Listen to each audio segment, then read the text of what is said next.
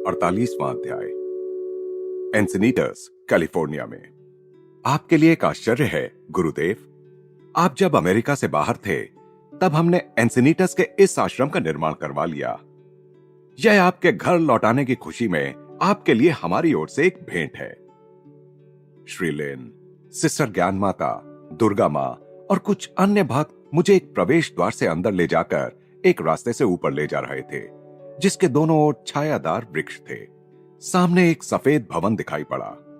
सागर किनारे वह भवन ऐसा लग रहा था मानो नीले समुद्र जल में कोई विशाल सफेद जहाज खड़ा हो। पहले तो मैं अवाक रह गया, फिर केवल ओह और आह जैसे उद्गार ही मुख से निकलते रहे। अंततः आनंद और कृतज्ञता को व्यक्त करने में शब्दों को असमर्थ पाकर मैं आश्रम का निरीक्षण करने लगा। उसमें असाधारण रूप से बड़े 16 कमरे थे। प्रत्येक कमरा सुंदर रीति से सजाया गया था। छत तक ऊंची बड़ी बड़ी खिड़कियों से युक्त विशाल मध्यवर्ती हॉल से हरियाली, समुद्र और आकाश का सुंदर दृश्य दिखता है, मानो पन्ना, क्षीर स्फटिक और नीलम का अत्यंत प्रमाणबद्ध प्रयोग कर नितांत सुंदर चित्र बनाया गया हो। हॉल में स्थित विशाल अंगीठी के ऊपर ईसा मसीह, बाबा जी, लाहिड़ी महाशय तथा श्री युक्तेश्वर जी की तस्वीरें लगी हुई हैं। देखकर मुझे ऐसा लगा मानो वे उस शांत पाश्चात्य आश्रम पर अपने आशीर्वादों की वर्षा कर रहे हों।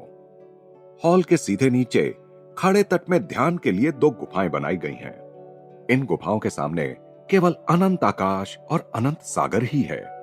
आश्रम परिसर में सूर्य स्नान के लिए सुरक्षित स्थान है। शांत वृक्ष कुंज और उन तक जाने वाली पत्थर की पगडंडियां हैं।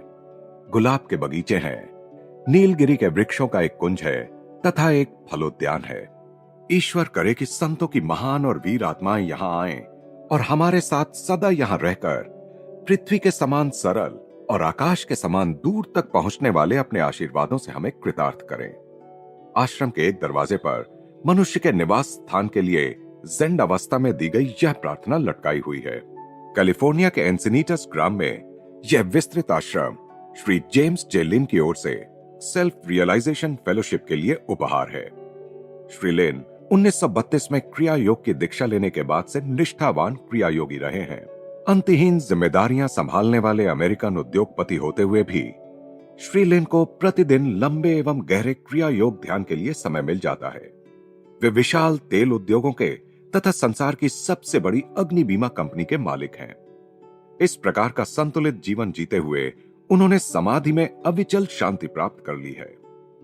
मैं जब भारत और यूरोप में था, यानी जून 1935 से अक्टूबर 1936 तक, तब श्री लिन ने कैलिफोर्निया से मेरे साथ पत्र व्यवहार करने वाले लोगों से मिलकर एक प्रेमपूर्ण षड्यंत्र रचा कि एंसिनीटस आश्रम के निर्माण का कोई समाचार मुझ तक न पहुंच पाए। कितना सुखद आश्चर्य था यह। पहले कई बार सागर तट पर एक छोटा सा आश्रम बनाने के लिए जगह की तलाश करते हुए मैंने कैलिफोर्निया का पूरा सागर किनारा छान डाला था। जब भी मुझे कोई योग्य स्थान मिलता तब उसमें कोई ना कोई बाधा आती और मेरी योजना धरी की धरी रह जाती।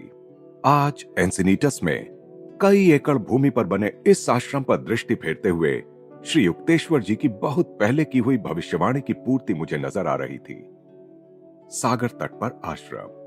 कुछ महीनों बाद 1937 के ईस्टर के दिन मैंने वहां की हरियाली पर ईस्टर सूर्योदयकालीन ध्यान का आयोजन किया, जो बाद में भी प्रतिवर्ष चलता रहा। कई सौ शिष्य प्राचीन ऋषियों की भांति श्रद्धा और भक्ति के साथ उस दिन नित्य घटित होने वाले चमत्कार को निहार रहे थे। पूर्वाकाश में सूर्य का जागना, पश्चिम में अपनी गरजती आवाज में स्तुति करता प्रशांत महासागर और उसमें दूर कहीं अपना पाल फैलाए चल रही नाव, आकाश में उड़ान भरता एक अकेला समुद्री पक्षी। ईसा, सचमुच तुम्हारा पुनरुत्थान हो चुका है। केवल ईस्टर के सूर्य के साथ ही नहीं, बल्कि ब्रह्म की अनंत प्रभात में। अनेक सुखद महीने बीत गए। एंसिनीटस के परिपूर्ण सौंदर्य के परिवेश में बहुत दिनों से मन में जिसकी योजना बना रहा था, वह कार्य अर्थात कॉस्मिक चैंट्स की रचना मैंने कर दी। अनेक भारतीय गीतों को अंग्रेजी शब्दों और पाश्चात्य संगीत में ढाला। इनमें शामिल हैं शंकराचार्य का चिदानंद रूप शिवोहम शिवोहम संस्कृत, ब्रह्मानंदम परम सुखदम टैगोर का कौन है मेरे मंदिर में। इनके अलावा मेरे अपने भी अनेक गीत इसमें हैं, जैसे मैं तेरा हमेशा, in the land beyond my dreams, मैंने तुझे दी आत्मा की पुकार, come listen to my soul song तथा शांति मंदिर में। गीतों की इस पुस्तक की प्रस्तावना में मैंने पूर्वी गीतों पर पाश्चात्यों की प्रतिक्रिया के अपने प्रथम असाधारण अनुभव का वर्णन किया है, जो 18 अप्रैल 1926 को न्यूयॉर्क के कार्नेगी हॉल में एक सार्वजनिक व्याख्यान के अवसर पर घटित हुआ था। 17 अप्रैल को मैंने एक अमेरिकन शिष्य श्री ऑल्विन हंसिकर को बताया था, मैं श्रोताओं से एक पुराना हिंदू भजन हे हरि सुंदर अपने साथ गाने के लिए कहने का विचार कर रहा हूं। श्री हंसिकर ने यह कहते हुए मेरे विचार पर संदेह प्रकट किया था कि पूर्वी गीत आसानी से अमेरिकन लोगों की समझ में नहीं आ सकते। मैंने कहा था, संगीत सार्वभौमिक भाषा है। इस उदात्त गीत में निहित आत्मा की ललक को अमेरिका के लोग भी निश्चित ही अनुभव करेंगे। दूसरे दिन रात को 1 घंटे से भी अधिक समय तक हे हरि सुंदर के भक्तिपूर्ण स्वर 3000 कंठों से आते रहे। प्रिय न्यूयॉर्क वासियों, आज तुम उदासीन नहीं रहे।